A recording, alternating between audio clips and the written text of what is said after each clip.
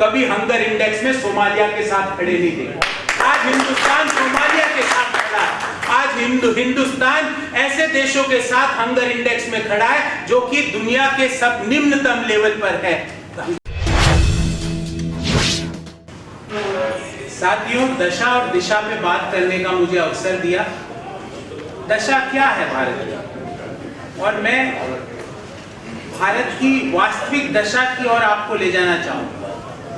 दशा ये है हमारे देश की आज कि एक किसान प्रतिदिन 27 रुपये खेती से कमाता है, और उसी देश में एक दूसरा व्यक्ति गौतम अडानी एक दिन में 1002 करोड़ रुपए कमाता है। ये दशा है। दशा ये है कि जो अर्थव्यवस्था 9% एवरेज ग्रो कर रही थी 2011, 12, 13 में, वो अर्थव्यवस्था आज या तो नेगेटिव में चल रही है या लो बेस पे काम कर रही है।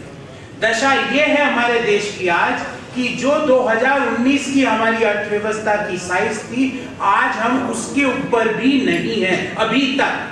दशा ये है हमारे देश की कि जो बेरोजगारी दर 2012 में 2% थी, वो आज कॉन्स्टेंटली 7.5 से 8% हो गई, और ये सूट करता है सरकार को।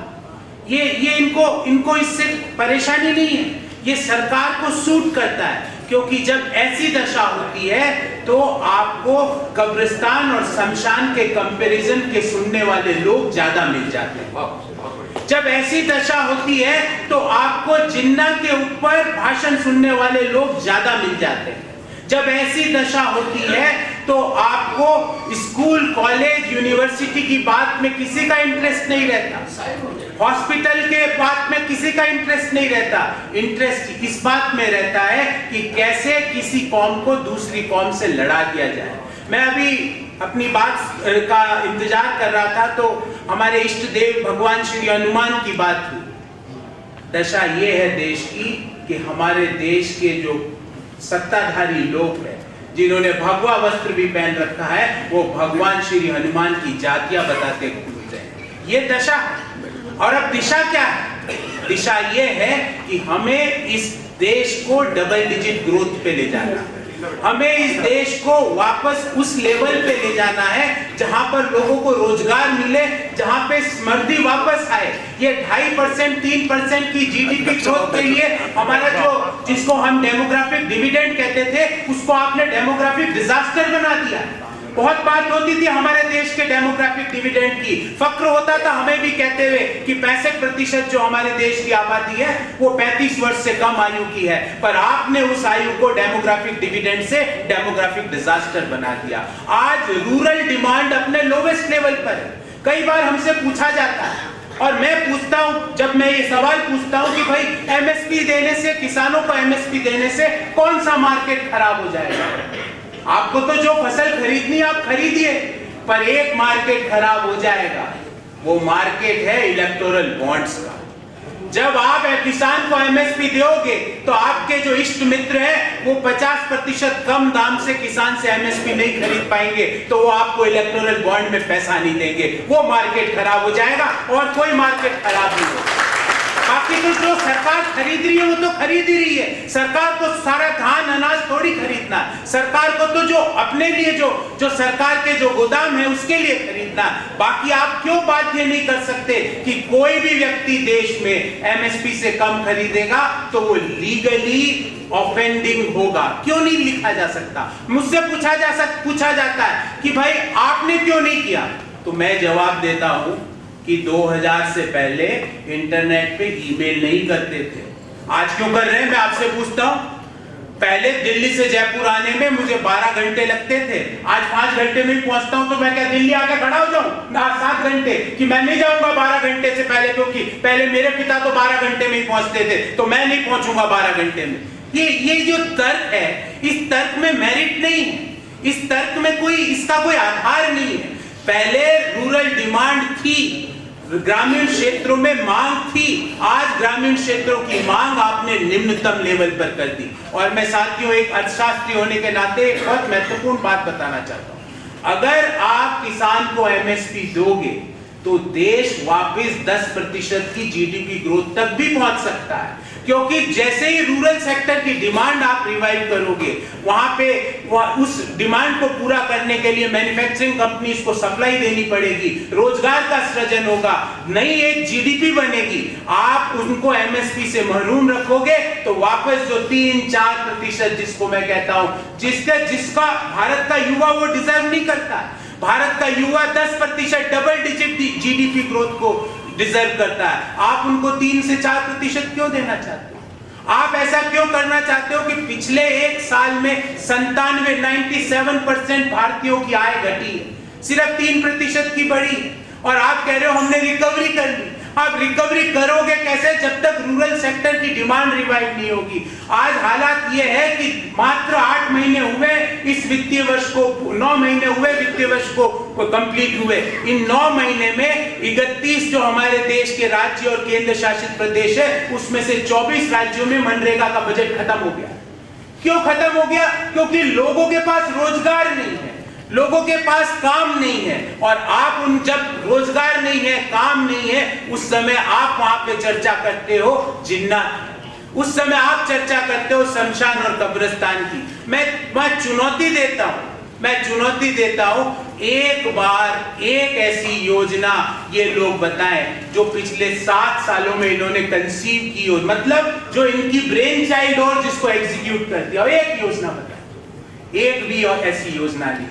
भारत सरकार का और एक भारतीय जनता पार्टी की जितनी भी राज्य सरकारें हैं, उनका एक ही मॉडल है।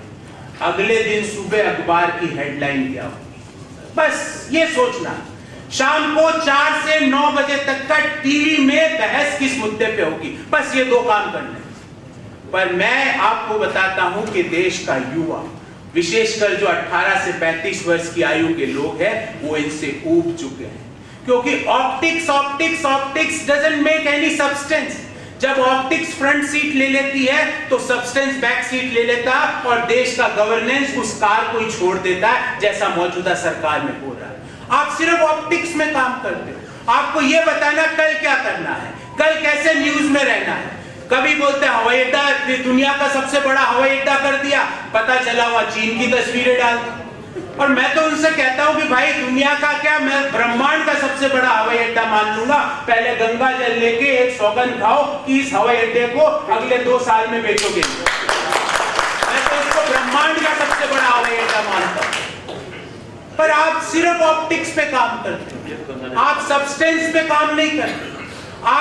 और जब भी कोई मांग करता है, भले वो युवा हो, भले ही वो किसान हो, भले ही वो महिलाएं हो, भले ही वो सिविल राइट एक्टिविस्ट हो, भले ही वो एजुकेशन के हमारे एजुकेशनलिस्ट हो, आप सिर्फ नामकरण करते हो। नामकरण कभी, जैसा पुष्पेंद्र जी ने बताया, मैं 2-3 नाम और ऐड कर देता हूं, उनकी लिस्ट में वो छूट गए। हलुए, मऊवाली, कैनेडियन एजेंट, ये छूट गए। और ये किसने गए? भारत सरकार के मंत्रियों ने।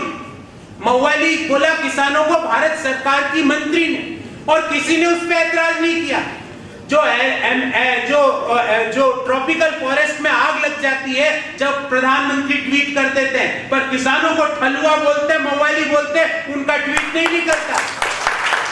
सोमालिया में अगर कोई भूखमरी से 5 लोग मर जाते हैं तो प्रधानमंत्री जी फेसबुक पोस्ट कर देते हैं, पर यहाँ 750 किसान दिल्ली के बॉर्डर पे जिनका स्वर्गवास हो गया, प्रधानमंत्री जी क्या, उनके ऑफिस से क्या, उनके मंत्रिमंडल से क्या, उनकी पार्टी से क्या, एक पार्षद तक का सहानुभूति का ट्वीट नहीं आया। ये इनका मॉडल है, क्योंकि उनको डिफेम करना। अभी पुष्पेंद्र जी मेरे को काफी बातें बताए थे। पुष्पेंद्र जी अभी नया क्या है आपको पता है? आंदोलन खत्म हो गया। आप टीवी चला के देखिए, आंदोलन तो खत्म, या 4 तारीख को खत्म हो जाएगा, या 7 तारीख को खत्म हो जाएगा, या इस फलाना आदमी को, पुष्पेंद्र जी को उसमें नहीं डाला, इसका मतलब पुष्पेंद्र जी भाग गए। कोई नहीं भागने वाला है, क्योंकि जो भी ये इश्यूज हैं, जो भी ये गवर्नेंस के रिक्वायरमेंट्स हैं, ये किसी के राजनीति से प्रेरित नहीं। ये रिक्वायरमेंट्स ऑफ द नेशन, ये रिक्वायरमेंट ऑफ द नेशन है कि शिक्षक अपनी सैलरी के लिए आज धरना देके बाहर बैठे हैं। ये रिक्वायरमेंट ऑफ द नेशन हो चुकी है कि देश में बेरोजगारी की दर 10 राज्यों में, 10 बड़े राज्यों में 10% से ज्यादा। और मतलब अर्थात क्या कि जितने लोग अभी रोजगार में हैं उससे 10% से ज्यादा रोजगार की तलाश कर रहे हैं, उनको रोजगार नहीं मिल रहा। तो ऐसा क्यों हुआ, ये सोचने वाली बात है साथियों। मैं यहाँ पे कोई कांग्रेस, बीजेपी या कोई और मॉडल की बात नहीं कर रहा, पर एक बात जरूर बोलूंगा कि जो बेरोजगारी की दर 2% थी 2012 में, 2013 में वो आज 8% पर क्यों? ऐसा क्या हुआ कि जो जीडीपी ग्रोथ की रेट 2016 में, जो वर्तमान सरकार में बता रहा हूं 8.5% थी, वो आज कोरोना के पहले 4.3% पर क्यों आई? और कोरोना के बाद तो क्या हुआ आपने देखा, जो रोज नए वेरिएंट आते हैं, ये जो वेरिएंट आते हैं, ये एक मेडिकल इमरजेंसी तो है ही, पर इकोनॉमिक इमरजेंसी भी उतनी है। और इकोनॉमिक इमरजेंसी का आपने नतीजा देख लिया।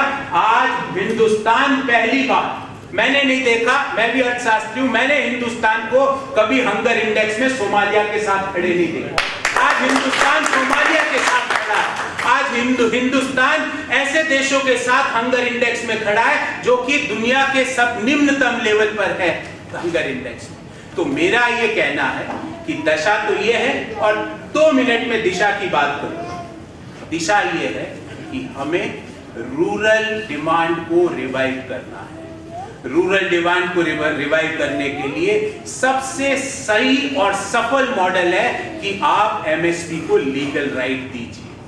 आप एक तरफ तो 25,000 रुपए प्रति एकड़ की आपकी कॉस्ट ऑफ कल्टीवेशन बढ़ा देते हो और 6,000 रुपए प्रति वर्ष एक किसान को देते हो, तो इफेक्टिवली तो अभी भी -19,000 हो गया। ये सबसे नहीं चलेगा। आप लोगों को उनकी फसल का वाजिब दाम देने का काम आपको करना पड़ेगा। रूरल डिमांड से इकोनॉमी रिवाइव होगी, इकोनॉमी से जीडीपी रिवाइव होगी, जीडीपी से नई मांग के लिए नया पूर्ति होगी, नई पूर्ति के लिए नए रोजगार का सृजन होगा, और इस साइकिल से हम जीडीपी को वापस रिवाइव कर सकते हैं। साथियों, मेरे को एक चिट मिली, जनाब बस, तो मैं अपनी बात यही खत्म करूंगा, क्योंकि बहुत मैं समझ सकता हूँ, मैं समझता हूँ बहुत से विद्वान लोग हैं, आप सब लोग उनको भी सुनना चाहते हैं। आपने मुझे अवसर दिया, इसके लिए बहुत बहुत धन्यवाद। जय हिंद।